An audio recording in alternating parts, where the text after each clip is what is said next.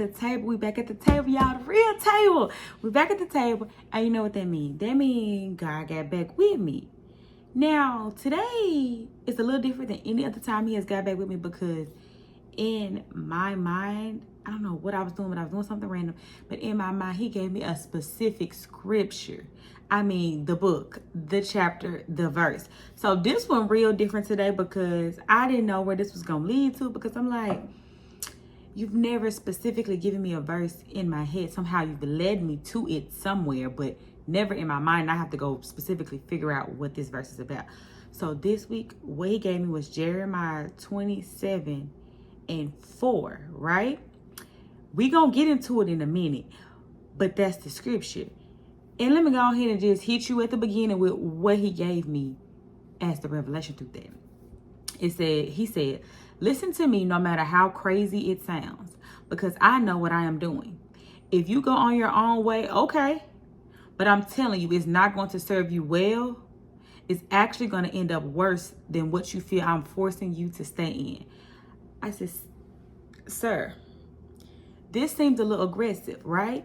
Until I read the scripture. Once I read the scripture, then I was like, okay, it makes sense.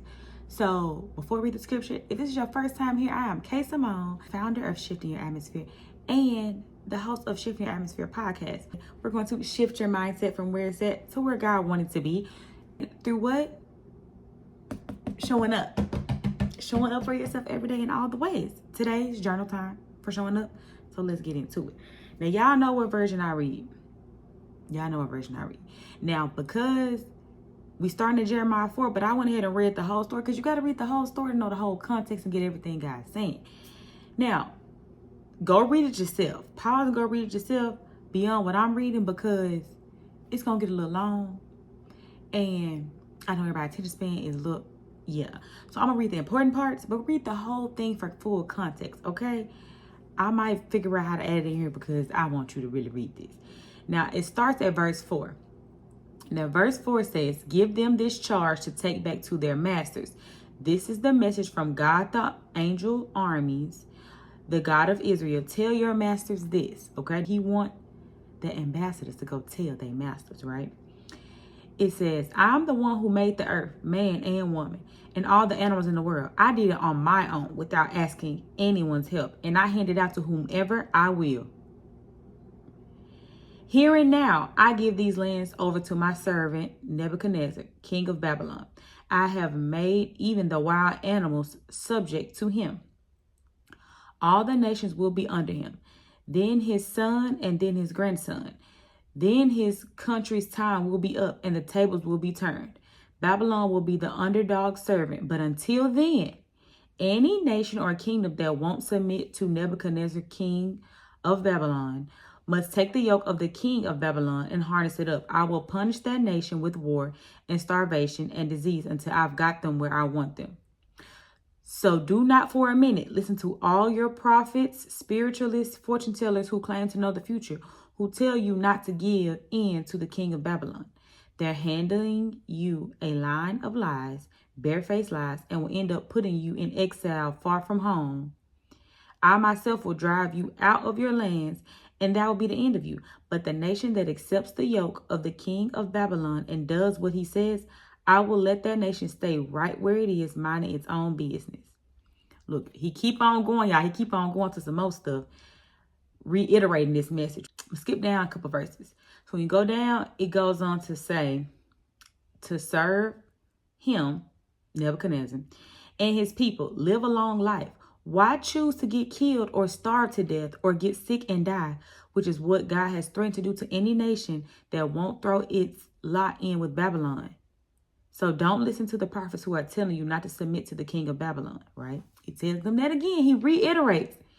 Then he goes on to say, why do something that will destroy this city and leave it a heap of rubble? If there are real prophets and have a message from God, let them come to the God of angel armies in prayer so that the furnishings that are still left in God's temple and the king's palace in Jerusalem aren't also lost in Babylon. Y'all, he keep on going and keep on going and keep on going. But the very end of the section of verses is that the furnishings left behind in the temple of God and in the royal palace and in Jerusalem will be taken off to Babylon and stay there until, in God's words, I take the matter up again and bring them back to where they belong. So listen, y'all hear all that? Read the whole thing because it reiterates and goes over and goes over. Read what verse you like, but I like the message because it's very clear. You hear what he said. I did it by myself. I didn't ask for no help from nobody. And I can give what I've created to who I feel like I want to give it to, right? All to work together for his plan and for his glory, to get everything and everybody where it should be in the proper time, right? Right? Okay. So let's go back to what he said to me when he gave me the verse. He said, listen to me. No matter how crazy it sounds, because I know what I'm doing. If you go your own way, okay, but I'm telling you, it's not going to serve you well. It's actually going to end up worse than what you feel I am forcing you to stay in.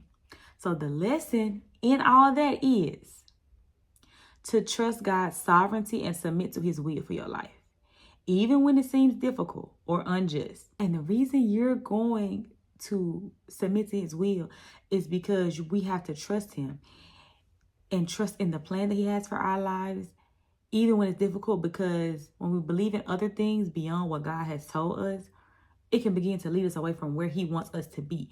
Even when it seems like where we are is a hot mess, y'all. It's like, God, why do you have me where I am? Like, I'm praying. I need to go. I need to leave.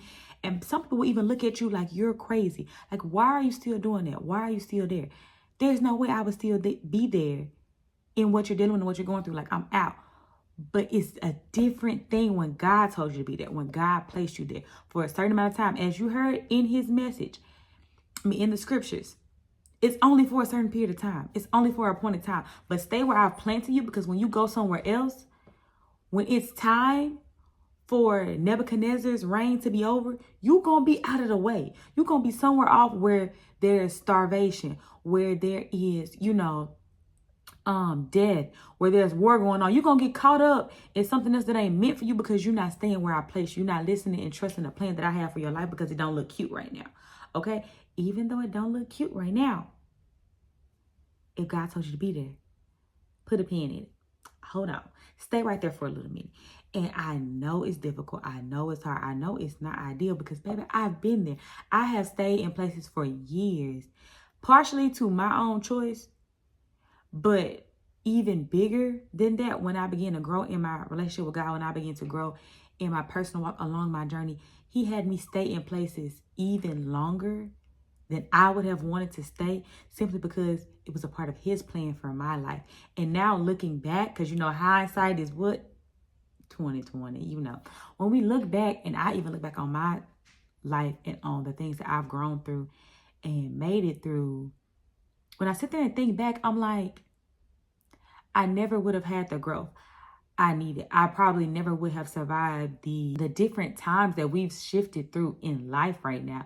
Like, we went through COVID. We went through basically a recession. We've gone through all these things.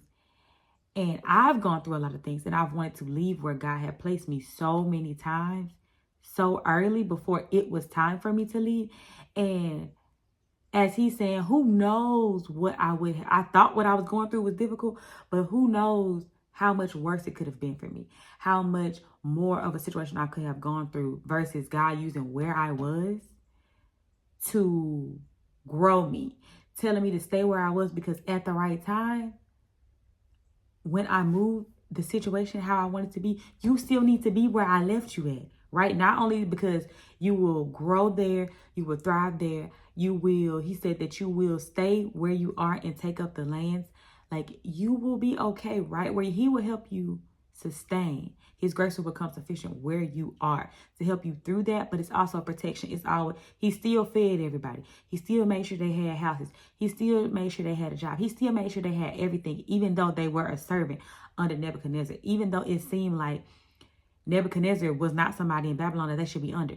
Like, it didn't seem like that should be what they should be doing. And if they would have listened, anybody would have listened to the people who told them, this is not where God wants you to be right now, God would never do this, You got to get locked in with God for yourself. You got to get locked in with God for you and hear what he tells you for you. Because if you rely on what somebody else tells you that doesn't seem right and that's against what God tell you to do, you can mess around. Somebody used to always tell me you can mess around and miss your blessing, or let somebody else in some other situation talk you out of your blessing by making a rash decision based off their opinion or based off your frustration about where you are. That does not mean how you feel about it or the facts about what the situation is. If it's trash, it's trash. If it's stressful, it's stressful. If it is not good for you or has become something that is tearing you down, that it is what it is. If it's no longer serving you, that it is what it is. But if God didn't tell you to move just yet, focus on what you can focus on at the time while you're still there. Where can you grow? How can you develop? Do you got your plans and your things and your ducks in a row for when he let up the rain or the power or then moves you to some other place? Are you ready? Are you ready? But you gotta trust his plan for you. You gotta listen to where he's taking you. You gotta listen to where he's growing you to. If you don't do that, you're gonna be out of place. You're gonna be out of alignment. Not to say that that just means staying stagnant or staying in a place or doing absolutely nothing. No, he didn't tell them to do absolutely nothing. He said, stay where you at. Don't try to move. Don't try to go to a new land. Don't try to shift or, pivot over into a new avenue. Don't try to go get a different kind of job. Don't try to go into a different field. Don't try to go do certain things, because there was a time where I wanted to explore any and every kind of field, because I'm like, bro, this ain't it. This ain't it. This ain't it. And God constantly was like, no. To the point that eventually I had to just come to grips. All right, God. So instead of tearing myself down, I'm going to just chill. I'm going to sit in where you have me. I'm going to see what it is that you want me to learn from the situation. I'm going to grow here the way that you want me to grow, regardless of if the situation ever changes, regardless if I still don't like it, regardless of, if I'm not moving out of where I am as fast as I want to move. Let me make sure I'm together. Make sure I'm in a place. Like if I moved way ahead of God, if I left certain places and situations before God was done with me there by listening to other people, or losing faith and doubting in what I thought God said. And listen, a couple times I did. I ain't finna sugarcoat like, oh, this immediately. I was like, oh yeah, I'm gonna listen to God. I'm gonna stay where he. Girl, I did not do that. I did not do that. It took me a couple of times. It took me a couple of years. It took me a couple of rounds. But what I did eventually learn, and I'm gonna share with you to help you skip a couple of the rounds that I went through. I eventually was like, okay, if I'm stuck here, let me figure out how to be the best where I am. Let me figure out how to grow skill sets where I am. Let me figure out how to pray and allow your grace and your plan for my life to grow me, so that as soon as you let me up, I'm free. Because the worst thing you could ever do is move ahead of God or mismanage the time he has you in a certain season because you don't like it. And then as soon as he gives you an opportunity to release you, you fall on your face or you crash and burn.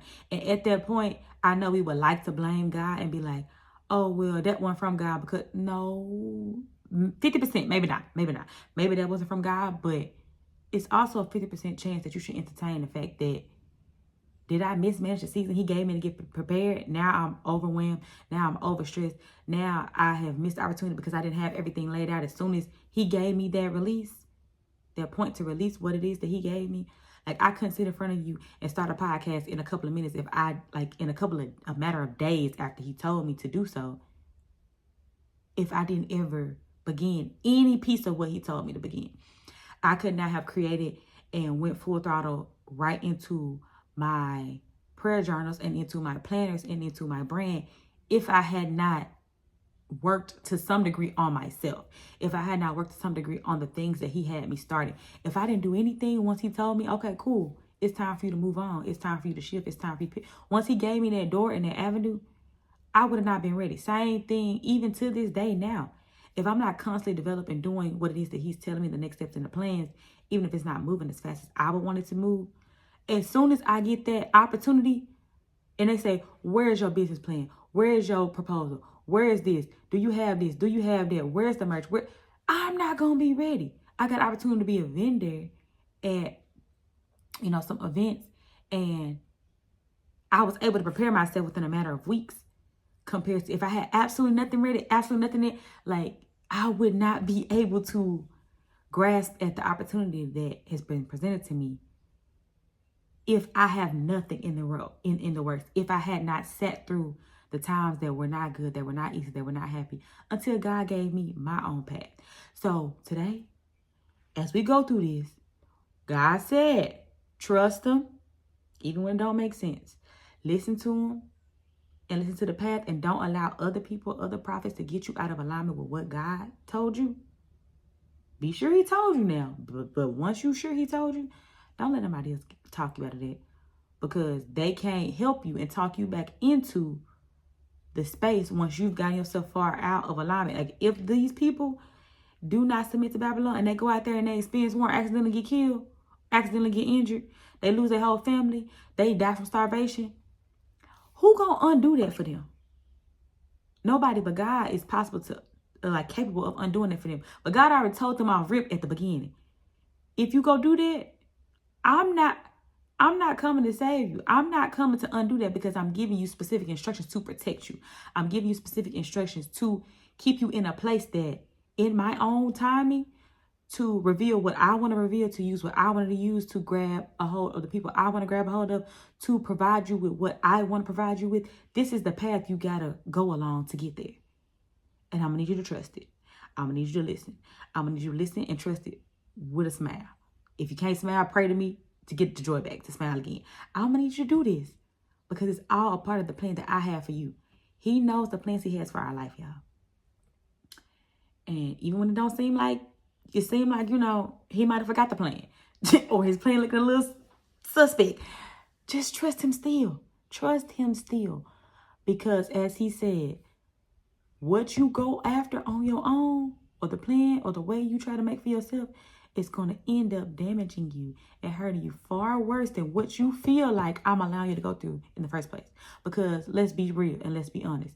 Some of the things we're going through, or we're struggling through, or the places that we're in and we're praying for God to get us out of, we put ourselves there. He didn't tell us to do anything, but he still gives us grace, mercy, chances, opportunity, and an exit and a pathway out of what it is that we've gotten ourselves into, because he loves us. So don't get caught out there in the wilderness outside of Babylon when God told you to sit in Babylon real quick until he threw a Nebuchadnezzar. Now, that's all he gave me in journaling today for y'all. Follow me on the social media, like and subscribe to the channel, y'all. We're building up a community.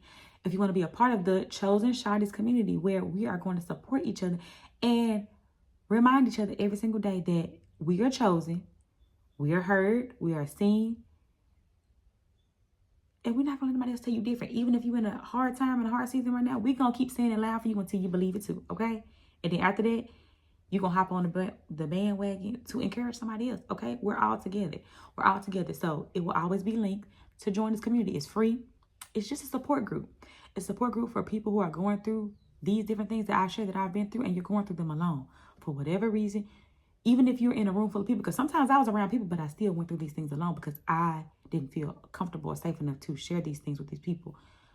So if you want to be a part of a group where people have been through it, they understand it, or they sympathize, and they're willing to encourage you and support you through that, virtually and in person, join the Chosen Shawties, because we love you.